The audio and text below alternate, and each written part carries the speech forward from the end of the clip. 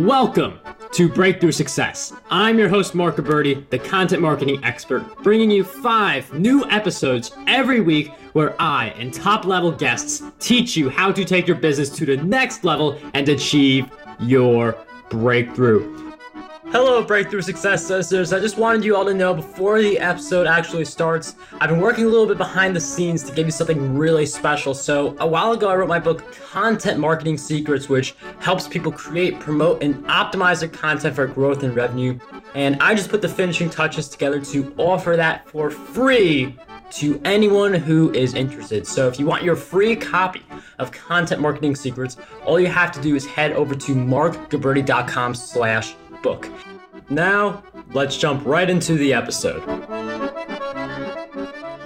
We hear very often that you have to fall in love with the journey. You have to fall in love with the process. And it's something that it may sound really annoying at the time, but you know you have to do it in order to achieve the success that you want to achieve. So there's actually this thing, the 1% rule. We're going to talk about it during this episode that can help you not just fall in love with the process, but also achieve your wildest dreams. That is the focus of this episode. And today's guest who's going to talk with us about this is a writer, speaker, coach, and host of the Resist Average Academy, a top-rated iTunes podcast designed to give you the knowledge, inspiration, and action steps to live a life by design, never by default. He lives for the moment someone gets the spark of what's possible and then crafting a plan to bring that vision to life through his mastermind groups, podcasts, books, courses, and more. Today's guest for episode 267 of the Breakthrough Success Podcast is none other than Tommy Baker. Tommy, it is such a pleasure to have you on the show. Mark, what an intro, and love the energy and very excited to connect and showcase some value. And I love what you're doing. Tommy, it is really awesome to have you on the show. Thank you I'm really just looking forward to it. I'm very appreciative of you being on the show. And the 1% rule, I feel like is something that is so important, but people, you may not know exactly what we're talking about. So if you're in that spot, Tommy, can you just give us a little bit about what exactly the 1% rule is and why you wrote your book? 100%, man. So I wrote the book for a simple reason. I noticed that in the entrepreneurship community, there wasn't a lack of ambition. There wasn't a lack of dreamers. There wasn't a lack of big ideas, but there was a lack of execution. There was a lack of focus. There was a lack of sticking with something long enough to, reap the rewards of that vision. And so I wanted to find a way to take the pressure off. And in working with so many clients and helping so many people, I recognize that, we put a lot of pressure on ourselves every single day to have this massive business breakthrough today. And instead I said, you know what, why don't we find a way to reverse engineer that process by doing the simplest possible thing that actually moves us forward. And when that happens, we actually create momentum. And if we do that long enough, day by day, incremental growth turns to exponential growth. And that's the beautiful part of the 1% rule is we get to move forward every single day. And then if we stick with it long enough, we build momentum, which is much more powerful than motivation. And then ultimately that momentum takes over and creates exponential growth. And so just the math alone, if we just move 1% forward every single day across the course of a year, incrementally, that's 3.65 times better. And so, I don't know, I would take a almost 4x increase in my physicality and my income and all of these things across the course of a year. But if we take in the exponential growth curve, it's possible for us to get 37x rate of return. And so I've never been a finance guy, but if you showed me an investment that I could go anywhere between 3.6x and 37x, I'd be all in. And that's the power of the 1% rule. And I'm a big fan of the 1% rule. I actually use that because I'm actually a little bit more into the financials. I'm an investor. So if you I've done the math for this kind of stuff. You take X amount of dollars, you gain 1% each day. I know how to do that kind of math, and you get to some like really astronomical numbers. But it's not like you can always like in like the stock market, for instance, but like you can't always get like a 1% increase every single day. So like I know it's different when we're measuring performance. It's not like we could say this, I'm using stocks in this example. Like it's not like we say this stock went up by so-and-so, went up by 1%. It's a little harder to track when we're just thinking about our goals. So how exactly can we track the 1% rule getting applied to our lives? Yeah, absolutely. And it's a really powerful concept. And I wanted to give people a tool that could, to bring that concept to life and actually become a daily practice, much like you said. And so, yeah, it can be difficult. But what we do is we just reverse engineer the process. So I start people on creating, a 1 year, really, really specific, really powerful 1 year vision. And once we have that 1 year vision, I reverse engineer and I say, okay, awesome. So this is what you're committed to creating in 2018, 2019. Awesome. Let's take that and put it down to the first 90 days. So what would have to happen in the next 90 days that would that you could look at and say, not only is my vision possible, but it's actually coming true. And so we take those metrics and then we say, okay, let's break those down. So 90 days is 12 weeks. So we're going to take those 12 weeks and we're going to break it down to the first week. And we have the first week objectives, and I say, great, we're going to break it down more. And so you can see this process. What we're doing is finding the simplest common action step that we can take in our business, in our career, in our content, whatever it may be, and ensuring that it's right in front of us. Because as entrepreneurs, guess what? We love complexity. We love putting all of these things in front of us, and the more complex, the better. This is the complete opposite. It says, hey, what's that one thing that you can do every single day for the next quarter? And you're going to focus on it every single day before you do anything, like not even check email, not do any of that. This is your core action step. And once we identify that, then that's when the power of the 1% rule starts to come into play. And there's nothing more motivating than seeing progress in our lives. I read in the book, like you can watch all the videos, all of this stuff, but there's nothing more powerful than as an entrepreneur, getting those sales, getting those clients, getting those leads, getting people to share your content. And that's what the 1% rule is about. Reverse engineering that process and moving 1%. And people are like, Tommy, 1% is nothing. And I say, it's 1 is greater than 0. And if you keep moving forward, then that becomes a snowball effect. And that's really the ethos of the 1% rule. Give people their power back. Stop being obsessed with, there's this whole, there's this powerful quote in goal setting, which is like, set the vision and then forget it. Why? Because if we always thinking about that big vision every single day, we get overwhelmed because there's a gap. I'm here and the vision is over there, and then we get stuck in the how, and then paralysis analysis, and then I'm going to compare myself to someone else. Screw that. Let's take our power back and move forward just a little bit.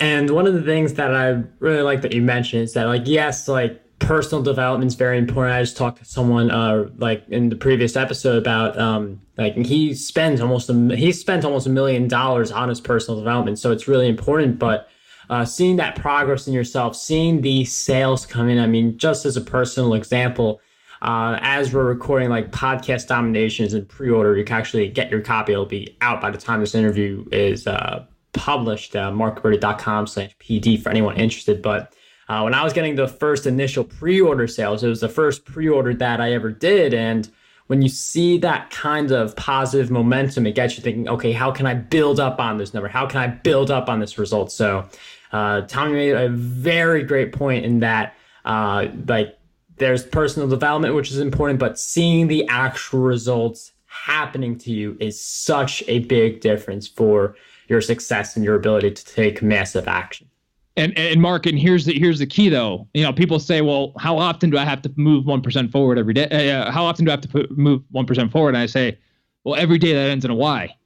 And, that includes Sundays and holidays and hell, even your birthday. And it's that consistency, right? And that consistency pays off. And I talk to so many people who want to launch podcasts. I talk to so many people who want to write books. I talk to so many people who have a message that they're dying to share with the world, yet they have no consistency. And so they launch and they get excited and they get hyped up. And then, three weeks, 3 months go by, and then you ask them, hey, what happened to that thing? And they're like, oh yeah, that thing. Yeah. And then they'll insert some type of excuse. And every time that we do that, we lose our belief that we can actually last and make something possible. And I didn't learn this from seminars or any of that stuff. I learned this from making those same mistakes, getting really excited about launching something, yet 6 months later having nothing to show for it and feeling worse about myself. And so it's all about getting your power back and giving people a tool that's practical that you can use every day. And in the book, we break down the process and how to identify what your 1% rule is and all that stuff. And you mentioned something really important, because like when you see, like, let's say someone becoming a best-selling author, someone making like 6 figures, a 7-figure launch. I mean, we hear about these kinds of stories. Case studies are posted all the time.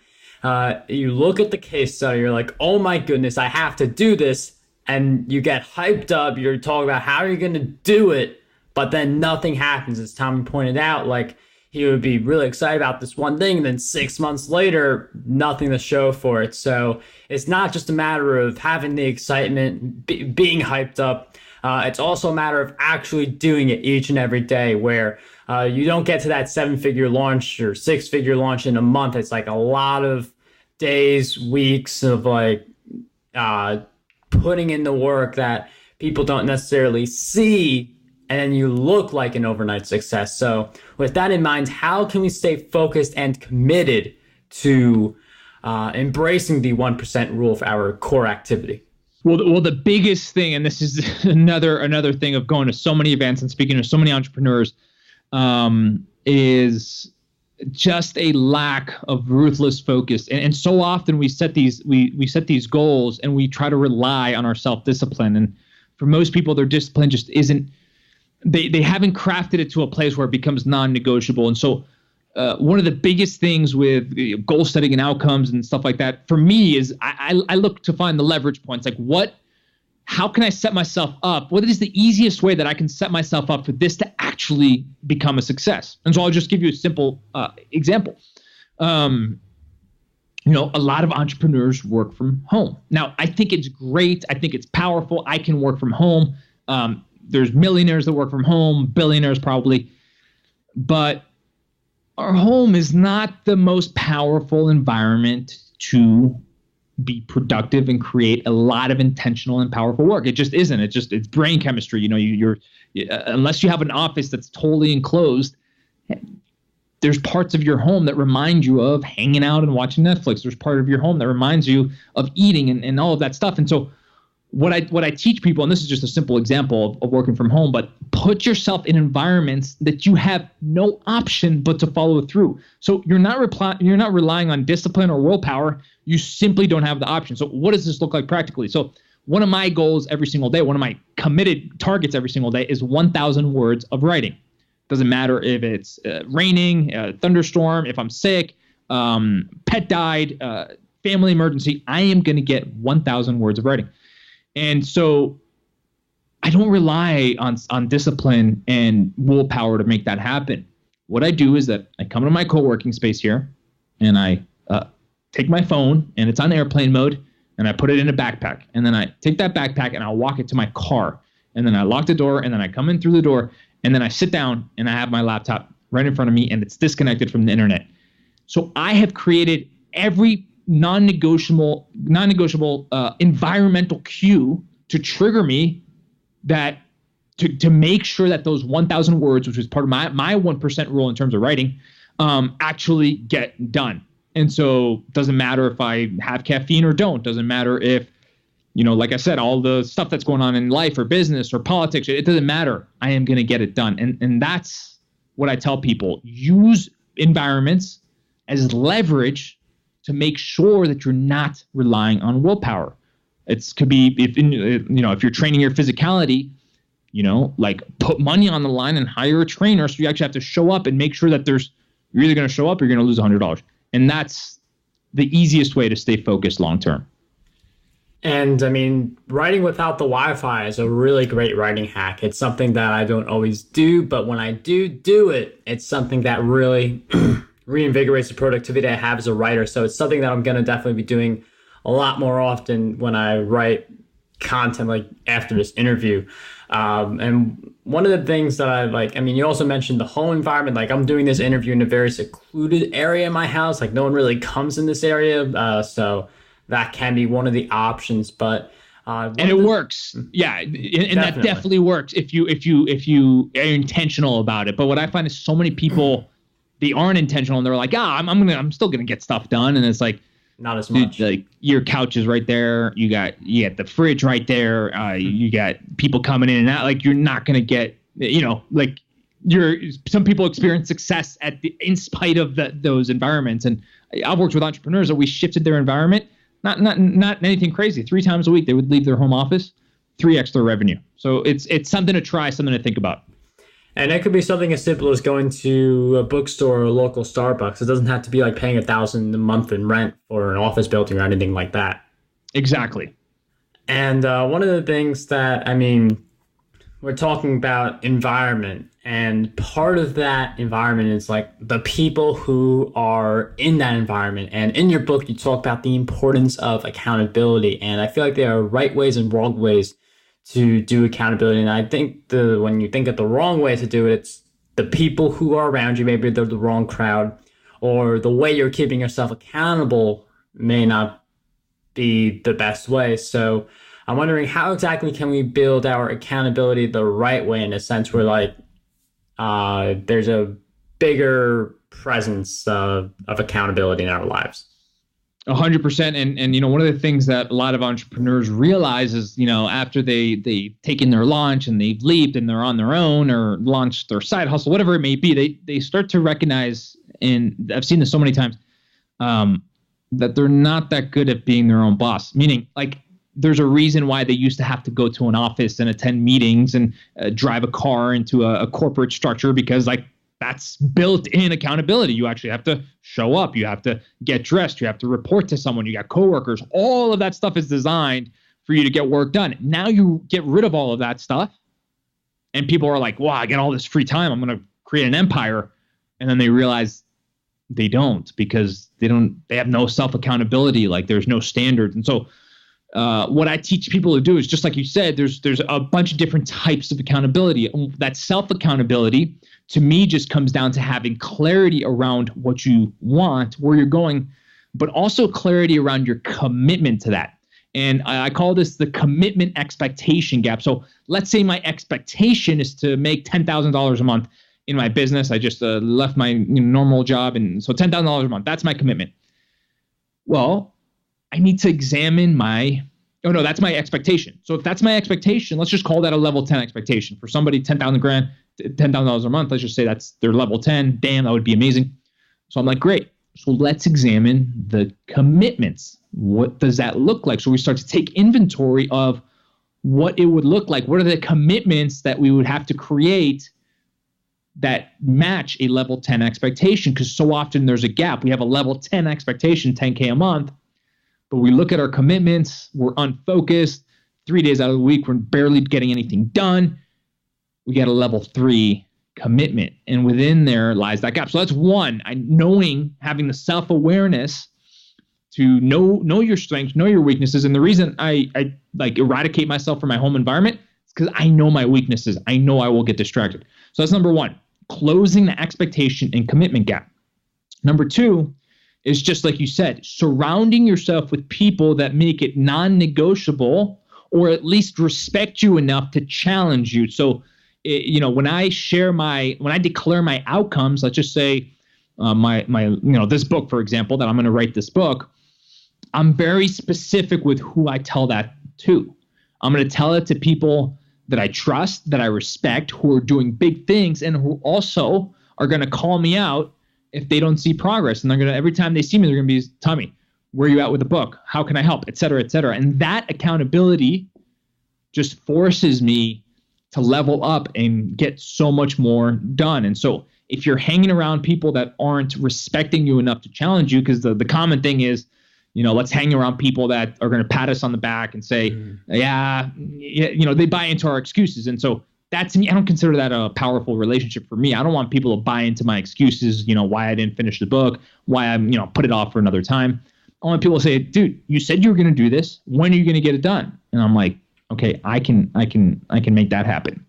And so often though, when people are building these networks, they don't know where to start. And so I actually start at deletion.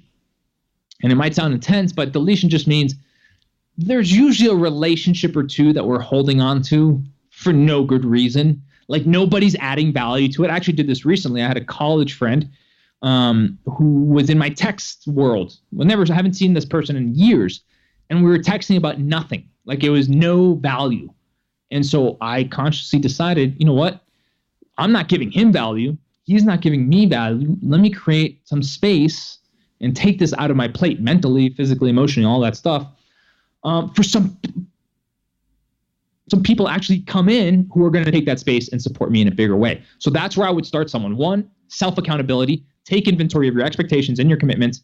Have clarity around where you're going, and then hold yourself to a higher standard. And two, make sure you're rolling with a tribe that is inspiring you. And if you can't find your tribe, go to an event, reach out to people who you listen on this podcast, join a virtual program, do something to put you in rooms where people are having these conversations, and that's going to force you to level up. Tom, I really like that idea of building the accountability from a self point and also from a group point as well. And if you're listening to this and you don't have that group, I recently created the Breakthrough Success Facebook group, which has a bunch of listeners and past guests from the show, which you can post your goals in there and make yourself accountable. So we will throw the link to that in the show notes of this episode. And one of the things I want to ask you, Tommy, is that when we have this idea, like we talked about the hype, we talked about how you have this big idea, vanishes in 6 months, the 1% rule, like getting better 1% each day is what helps us to actually turn those hyped ideas into reality. But what do you believe holds most people back from being able to continuously improve themselves every single day? Yeah, what comes to mind, the biggest thing that comes to mind is how we leverage time and whether we have it work for us or against us. So really the 1% rule is just an easy way to create momentum. Way too many people are relying on motivation. They need to get hyped up in the morning on, Gary Vee videos and Tony Robbins, and I love all those guys. But if you have momentum in your life, you don't need to get hyped up on motivation. You simply just execute no matter what. So that's number one. Like, harness the power of momentum. The worst thing that I hear, and I used to be the person who did this all the time, but start, stop, get hyped up, stop, start. Because when we do that, we really lose the belief that it's possible for us. And when that belief is gone, then of course we're not going to execute long term. Of course we're going to, launch the webinar and 2 people are going to show up and one of them is a family member and we're never going to try it again. But if we're willing to show up the next day and show up the next day, then ultimately, there's 2 people we have to convince, Mark. We got to convince ourselves and we got to convince the marketplace, right? And so if we don't endure, if we're not consistent, we won't convince ourselves. I always tell people, like, your podcast is, and you have your content marketing secrets. I always say, go long enough until you fall in love with your own content. People say, like, I laugh. People say, I'll tell them, hey, go listen to your podcast again and let me know, what you thought. And they'll be like, I can't listen to my podcast. I cringe when I listen to my podcast. I'm like, dude, that's your problem right there. If you're cringing at your own content, that means you haven't sold yourself. You haven't convinced yourself. You haven't acknowledged the value that you deliver enough to actually sit through your content. And the second person you have to convince is just the marketplace at large. And in a world with no walls to distribution, now that everybody can get online, yes, there's never been more opportunity, but the marketplace won't take you seriously until they see you over and over and over. And they know that, this person didn't just launch a podcast because it was cool and it was, part of the, it was in the wave. No, they know that Mark's been doing 267 episodes and the average podcast lasts 8 episodes. And so the marketplace takes Mark seriously because he's been in the game for that long and he's committed. And dude, when you marry those 2 worlds, when you can sell yourself and then sell the marketplace, you become unstoppable. And I mean, Tommy hit on a really key point there, just being in front of everyone. And I mean, with the podcast, 267 episodes, like the blogging. There's like so many different mediums we can use to reach people. It's just a matter of tapping into as many of those as possible in order to reach our audience. And for some people, reaching their audience and growing their audience are some of the challenges that they face in their businesses. And with challenges in mind, Tommy, I'm wondering if you could share with us one big challenge that you have faced in your journey and a powerful lesson you learned during that challenge. 100%, man. So one challenge that I faced was during my entrepreneurial career. I had built a business in the health and fitness space. We had brick and mortar gyms. We had an online training program. And I woke up one day and I was like, yeah, I can't do this anymore. And really what had happened, Mark, was that I had outgrown the vehicle that was my purpose at that point. Meaning, for me, health and fitness and wellness, it wasn't about the reps and the sets and the prescriptions and the diet. It was all about, I was just fascinated by, why do some people see results on the same exact program in almost the same exact background, age, demographics, psychographics? And why do these same exact people on the same program, they can't get, they're spinning their wheels? And that led me down what my new passion was, which was really just human behavior, psychology, neuroscience, long-term habitual change, transformational experiences, in-person events, all of that stuff. And so, but there was a challenge because, I had told everybody this was my dream and I had built this business, and now it was unfulfilling me. And that was a really hard moment. And for entrepreneurs, one of the hardest things to do is to pivot, especially with what you were doing. Is it was working. It's easy to pivot when you launch and nothing works and you can just say, hey, the marketplace wasn't ready, I wasn't ready, whatever, I'm just going to pivot. It's hard to pivot when things have been working. And so that, for me, getting honest with myself about where I saw myself in 5 years, and it was definitely not in the fitness industry, and then going through the uncomfortable process of moving on from that business and all that entailed, to start new, to start fresh, to serve the people that I wanted to serve, which are now exclusively entrepreneurs. That was both painful and beautiful and rewarding at the same time, but a big challenge. And if you're out there and what you're doing right now isn't lighting you up, and by lighting you up, it doesn't mean that you're going to be on fire every single day. What it means is that if it's not fulfilling you on a deep level and you can't see yourself doing the same thing in 5 years, I would ask yourself, why is that? And is there a way that you could get into more alignment today? And that doesn't mean that we're always going to be 100% in alignment, but the closer that we can be in alignment, our clients, the community, when we create content, when we write a blog, people can feel that stuff, especially in 2018. With all the content out there, people know when you're in alignment. People know when you're deeply purposeful about what you do. That stuff really matters. And so, in a nutshell, don't be afraid to ask the tough questions and find answers to those questions within yourself first, and then from people you trust. And I mean, when we talk about pivots, it's usually a pivot from like a 9 to 5 to being an entrepreneur, but I've never really heard of it where like it's a pivot where like it's something that's working, it's something that you enjoy, but it's not where you want to continue to be. It's like you, as you mentioned, wanted to serve entrepreneurs. So that's a very interesting kind of pivot for us to make. So not everyone may be in that situation, but if you are thinking about making a pivot, start thinking about like some of the things you can do to get closer to making that complete pivot. You don't like quit your job and right away and then go right into being an entrepreneur. I mean, some people do that, but like, it's a little risky if you do that. It's all based on risk tolerance, but it's something that you should be thinking about. And if you want to take any kind of pivot, you'll want to gain as much knowledge as possible in the area that you're trying to pivot to. And one of my favorite ways of learning is by reading as many books as possible. And Tommy, I'm wondering if you could share with us 3 books that you believe will have a positive impact on us.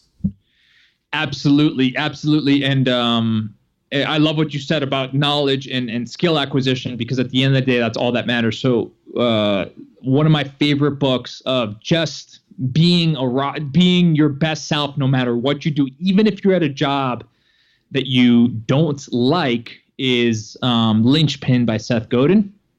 Just that mindset of being the best in the world at what you do, even if you're literally doing groceries. Like, people will notice you. An entrepreneur will be checking out. They will see your energy and they'll say, hey, come work with me. I have an admin position ready to go. So that would be that would be one of them. And this is such a hard question for me because, like, if you walk into my place, there's literally probably 1,000 books just all over the place. So it's kind of intense. And my fiance thinks I'm kind of crazy with my Amazon orders. But that's that. The next one would be Start with Why. And the reason is because, you know, for me, when the Simon Sinek, when the why and the what are powerful, and the what is the vision, the how starts to reveal itself. I've always believed that. So that would be number 2. And then number 3, this is tough. Trying to think. Okay, so let's see. I read a great one recently. I'll do a recent one, and it is called the motive. I believe it's Motivation is a Myth. I might have gotten that mixed up, or The Myth of Motivation. Basically, he's a writer for Entrepreneur Magazine, and he argues that basically some of the stuff that I said, that motivation is not what we should be chasing. But we should create systems to ensure that our results come into play. So linchpin to become to be a rock star in everything that you do. That would be number 1. Start with Why by Simon Sinek, to really deepen why you're doing something in the first place. Too many entrepreneurs start businesses for the wrong reasons. And then number 3, The Motivation Myth by Jeff Something. Those would be the 3 that come up right now. Tommy, thank you for sharing with us those great book recommendations. Those will all be in the show notes, markberry.com/E267. And if you guys want a book that will help you launch, grow, and monetize your podcast, you can grab your copy of Podcast Domination over at markberry.com/PD. And before we wrap up this episode, Tommy, I've asked you several questions throughout our time together, but what do you believe is one question that we need to be asking ourselves more often? I would say, what am I resisting most right now, and why? And I found the things in life and business that we resist are often some of the most powerful. And so if we can ask that question and find out what is that thing that we're resisting and why, and maybe that's just having a tough conversation with someone that we haven't had. Maybe it's getting honest with ourselves about where we're at and why we haven't moved forward. Maybe it's pitching our idea to someone and we've been scared to do it. There's gold in the stuff that we resist. And that's the question I would ask. Tommy, thank you for sharing with us that great question, all of your great insights throughout our time together. If you guys want to learn more about Tommy, get his book, The 1% Rule. And Tommy, in addition to The 1% Rule, where else can we find you? Absolutely, man.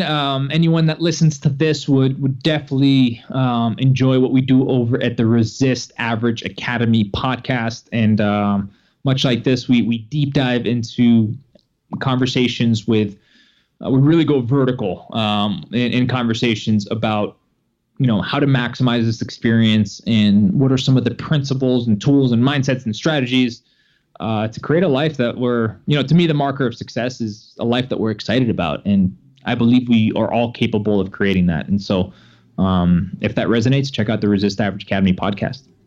Tommy, thank you for sharing with us your podcast and for sharing all of your great insights with us. That podcast will also be in the show notes. But Tommy, thank you for coming on the show. You shared a lot of great insights with us, and just thank you for being on Breakthrough Success. You're doing big things, and anyone listening to you is gonna make some major shifts in their life and business. So keep rocking. How does over 100 retweets per day sound to you? My free ebook, 27 Ways to Get More Retweets on Twitter, has you covered. I use the methods within this ebook to get over 10,000 retweets every single quarter. To learn